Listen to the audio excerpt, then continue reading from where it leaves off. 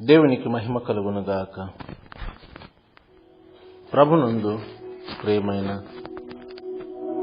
దేవుని బిడ్డ ఎలా ఉన్నారు? బాగున్నారు కదా? చాలా సంతోషం. మీరు బాగుండాలని అనుదినము మీ కొరకే ప్రార్థన చేస్తున్నాను. చాలా సంతోషం. ఆయన కృపా కాపుదల, ఆయన కరుణ భద్రత మీకు తోడై ఉండాలని మనస్ఫూర్తిగా ప్రార్థిస్తున్నాను. ఆమేన్. అన్నట్టు మీ ఆరోగ్యం ఎలా ఉంది?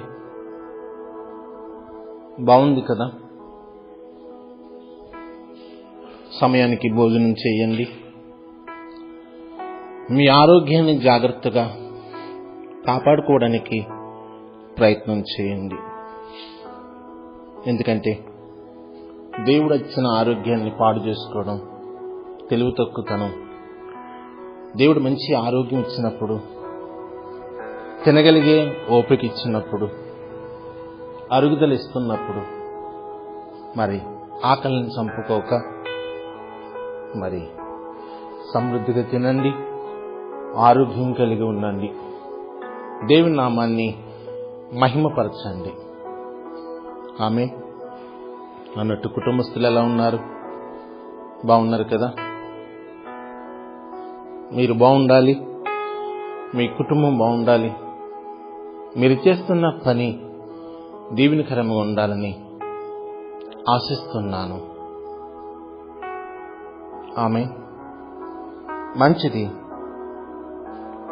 దేవుని యొక్క వాక్యం మనం చదువుకుందాం.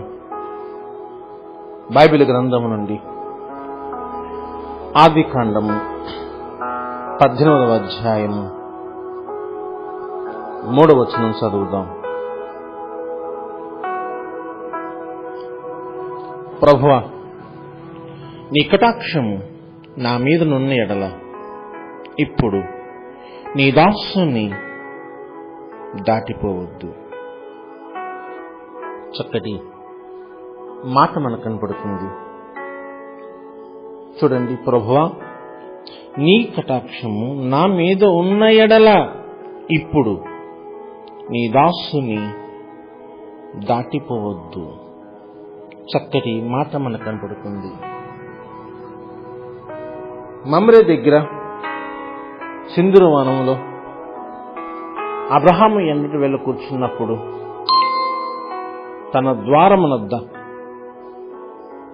కూర్చుని ఉన్న సమయంలో దేవుడు అతనికి దర్శనమిచ్చాడు.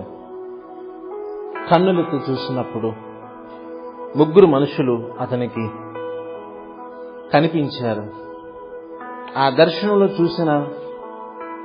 చూడగానే ఇప్పుడు ఎదురుగుండా కనబడుతున్నారు. ఇక వారి దగ్గరికి వెళ్ళి అంటున్నాడు. వెంటనే పరిగెత్తుకుని వెళ్ళిపోయాడు. వెళ్ళి నేల మట్టుకు వంగి ఈ రీతిగా మాట్లాడుతున్నాడు. ప్రభువా, నీ కటాక్షం నా మీద ఉన్న ఎడల దయచేసి నన్ను దాటి మీరు వెళ్ళొద్దు, రండి అంటూ అబ్రహాము వారిని ఆహ్వానించడం మనం చూస్తున్నాం. చాలా సంతోషం. ఆహ్వానిస్తున్నాడు. నీ కటాక్షం నా మీద ఉన్న ఎడల అంటున్నాడు. నీ కటాక్షం నా మీద ఉంది అనుకుంటే దయచేసి నన్ను దాటి మీరు వెళ్ళడానికి వీలు లేదు. ఈరోజు దేవుని కటాక్షం ఉన్నప్పుడు ఎంత ఆశీర్వాదమో తెలుసండి. దేవుని కటాక్షం కలిగిన వారందరూ ధన్యులే. వాక్యాన్ని మనం ధ్యానిస్తున్నప్పుడు ఎంతో మంది వారి జీవితాల్లో భక్తులైన వారు ఎంతో మంది మరి దేవుని కటాక్షానికి పాత్రులయ్యారు. దేవుని కటాక్షం వారి మీద ఉంది. అందుకే వారు హీన స్థితి నుంచి, దరిద్రపు స్థితి నుంచి లేవనెత్తబడినట్లు మనం చూస్తున్నాం. ఎందుకంటే కటాక్షం ఆయన చూపించే దేవుడు. ఆయన కరుణా కటాక్షములు మామూలుగా కాదు. దేవుడు నీ పట్ల కరుణా కటాక్షములను ఆయన నీకు కనబరుస్తున్నాడనే సంగతి మర్చిపోకు. ఎందుకంటే సామెతలు 8:35 కదా, నన్ను కనుగొనవాడు జీవమును కనుగొను, యెహోవా కటాక్షము వానికి కలుగును. నిజమే, ఎవరైతే దేవుని కనుగొంటారో, దేవుని యొక్క జీవాన్ని కనుగొంటారో వారికి దేవుని కటాక్షము దొరుకుతుంది అని వాక్యం బోధిస్తుంది. ఎందుకంటే సామెతలు 12:2 అంటాడు కదా, సత్పురుషునికి యెహోవా కటాక్షము చూపును అంటున్నాడు.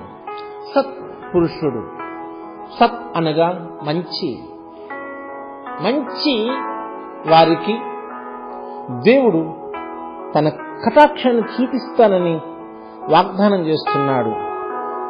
ఎందుకంటే దేవుడు కటాక్షాన్ని చూపిస్తే మనం ఎప్పుడు కూడా బ్రతుకుతాం. ఈరోజు నీవు దేవుని కటాక్షం కలిగి ఉండాలని ఆశిస్తున్నాను. ప్రస్తుతం దేవుడు నీకు తన కటాక్షాన్ని కనబరిచాడు. మరి ఆయన కటాక్షం నువ్వు ఎంతవరకు పొందుతున్నావో నాకు తెలియదు. సరే, మలాకి 1:9 అంటాడు కదా, దేవుడు మనకు కటాక్షము చూపునట్లు ఆయనను శాంతపరచుడి, మీ చేతనే కదా అది జరిగెను. నిజమే, దేవుని కటాక్షం పొందాలంటే దేవుని మనం శాంతపరచాలి. మనం చేసే పనుల వల్ల దేవుని శాంతపరచడం సంగతి అలా ఉంచి దేవునికి కోపాన్ని రప్పిస్తున్నాము. దేవునికి కోపం రప్పిస్తున్నాం.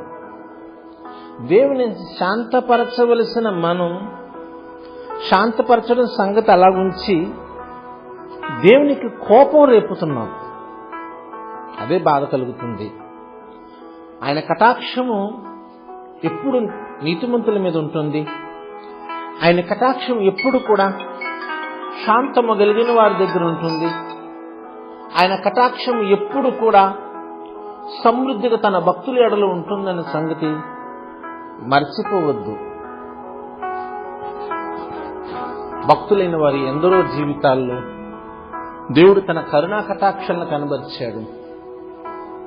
మనం చదవబడిన వాక్యంలో అబ్రహాముకు దేవుడు తన కటాక్షాన్ని కనబరిచాడు గనుకునే అబ్రహాము దేవుని ఆహ్వానించాడు. తనకు కలిగిన కటాక్షాన్ని అబ్రహాము జార విడవలేదు. తన కలిగిన కటాక్షాన్ని కాపాడుకుంటూ నేల మట్టుకు వంగి నమస్కారం చేస్తూ అంటున్నాడు, నన్ను దాటిపోవద్దు అంటున్నాడు. ఈరోజు దేవుని బిడ్డ, దేవుడు కూడా నీతో మాట్లాడుతున్నాడు. ఆయన కరుణా కటాక్షం నీకు దయచేసాడు కనుకనే ఈరోజు సంతోషంగా, ఆనందంగా, సుఖంగా నువ్వు ఉండగలుగుతున్నావు. ఆ కటాక్షాన్ని నువ్వు జార విడుచుకోవద్దు. ఆ కటాక్షాన్ని నీవు సమృద్ధి కలిగి దేవుని కృపలో వర్ధిల్లాలని మనస్ఫూర్తిగా నీ కొరకు నేను ప్రార్థన చేస్తున్నాను. దేవుడు ప్రేమ కలిగిన వాడు, అత్యంత శాంతము కలిగిన వాడు, కృపా సమృద్ధి కలిగిన వాడు. ఆయన కటాక్షం నువ్వు పొందుకున్నావు. ఆయన కటాక్షం లేకపోతే మనం ఏమీ చేయలేం. ఆయన కటాక్షం, కరుణా కటాక్షములు మనకున్నాయి. కానీ ఆయన నిన్ను కటాక్షిస్తున్నాడు, నిన్ను చూస్తూ ఉన్నాడు, నీ బాగోగులు చూస్తూ ఉన్నాడు, నీ అవసరతలు చూస్తున్నాడు, ఎప్పటికప్పుడు నిన్ను జ్ఞాపకం చేసుకుంటున్నాడు, ఏ క్షణానికి ఆ క్షణాన్ని నిన్ను దర్శనమిస్తున్నాడు, ఆయన కృప చూపిస్తున్నాడు. మరి అనుక్షణము నిన్ను కటాక్షిస్తున్న దేవునికి మరి ఆయన పాదాల చింత నువ్వెందుకు ఆయనకి కనబడవు? ఆయన పాదాల చింత కనబడు. ఆయన కటాక్షం పొందడం గొప్ప భాగ్యం. కానీ నాకు కనిపించట్లేదండి అంటావేమో.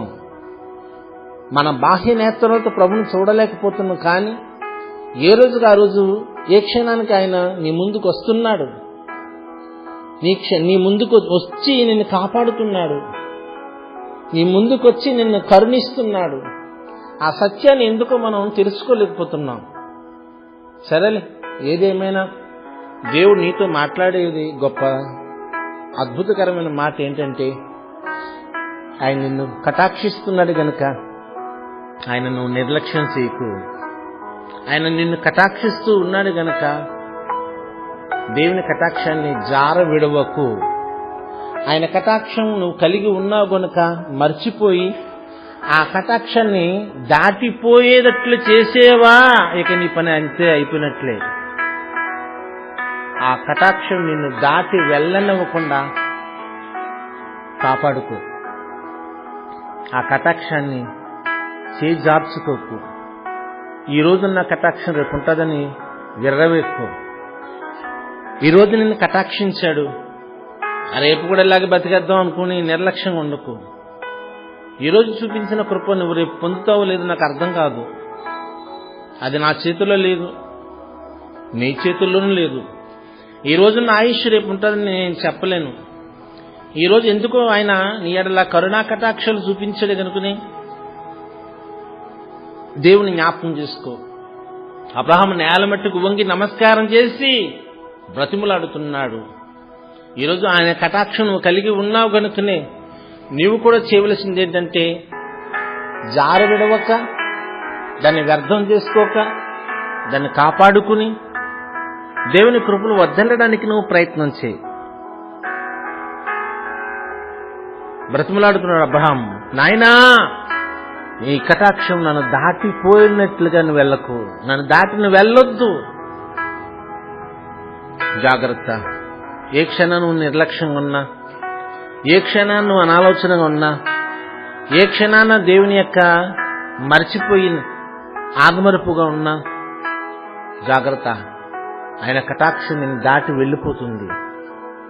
కావాలంటే మళ్ళీ తిరిగి రాదు, నువ్వు తీసుకురాలేవు. అంటాను, నిన్న రోజు వెళ్ళిపోయింది, నువ్వు తీసుకురాగలుగుతావా? నేను ఏదో చేయాలనుకున్నాం, చేయలేకపోయాం. ఏదో జరిగించాలనుకున్నాం, జరిగించలేకపోయాం. ఏదేదో ఆలోచనలు వచ్చినాయి, అయిపోయింది నిన్న రోజు. దాన్ని తీసుకురాగలుగుతావా? తీసుకురాలేవు. అది నీ వల్ల కాదు, ఎవరి వల్ల కాదు. ఎందుకంటే నిన్నటి దినము, నిన్నటి కటాక్షము మనల్ని దాటి వెళ్ళిపోయింది. మరి ఆ కటాక్షం దాటి వెళ్ళిపోతే తిరిగి రాదు. గమనించు.